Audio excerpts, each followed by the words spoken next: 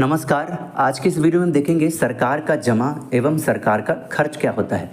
सरकार का जमा का बेसिकली मतलब है सरकार जहाँ जहाँ से पैसे जुटाती है, कलेक्शन उसका होता है।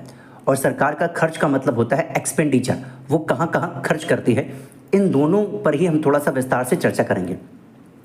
सबसे पहली बात एक ये जान लीजिए कि सरकार जो होती है वो धन कमाती नहीं है, मतलब प्रॉफिट नहीं अर्न करती है। तो सरकार करती क्या है, ये देशवासियों से जमा स्वीकार करती है, यानी पैसे वो क्या करती है, कलेक्ट करती है। ठीक है, तो आप ये कहेंगे कि सरकार धन का कलेक्शन कर रही है देशवासियों से, ना कि अर्निंग कर रही है या प्रॉफिट कमा रही है। क्योंकि सरकार कोई कंपनी नहीं होती है जो धन कमाने के लिए बनाई जाती है। ठीक है, ये बात आपको क्लियर हुई होगी। सरकार पहले खर्च का अनुमान लगाती है और फिर खर्च के हिसाब से ही पैसे जुटाती है। यही जुटाने का मतलब क्या हुआ, अर्निंग नहीं, प्रॉफिट करना नहीं, क्या कलेक्शन करना हुआ। अब सरकार पहले अनुमान लगाती है कि भैया हमारे यहाँ यहाँ खर्च हो रहे हैं, उसके बाद उसको जुटाती है। इसलिए सरकार द्वारा जुटाए गए धन को कमाई यानी अर्निंग नहीं कहा जाता है, बल्कि जमा यानी कि कलेक्शन कहा जाता है। तो ये बात आपको जानने को मिली होगी कि सरकार जो पैसे जुटाती है उसको कलेक्शन कहा जाता है, उसको अर्निंग या उसका प्रॉफिट नहीं बोला जाता है।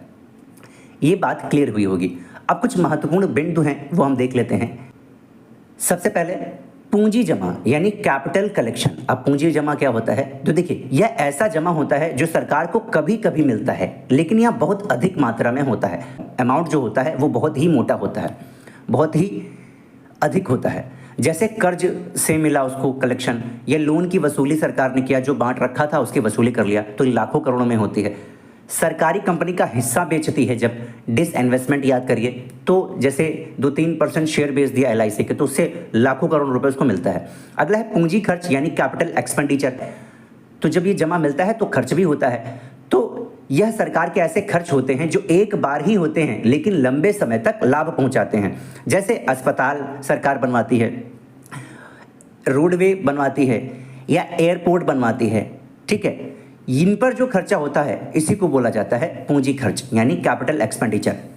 उसके बाद एक पॉइंट आता है राजस्व जमा यानी रेवेन्यू कलेक्शंस। अब ये क्या होता है, देखिए सरकार के पास ऐसी जमा जो नियमित रूप से अर्थात बार बार होती हैं, इसके पास आती रहती हैं। ठीक है, उसको राजस्व जमा यानी रेवेन्यू कलेक्शन कहा जाता है।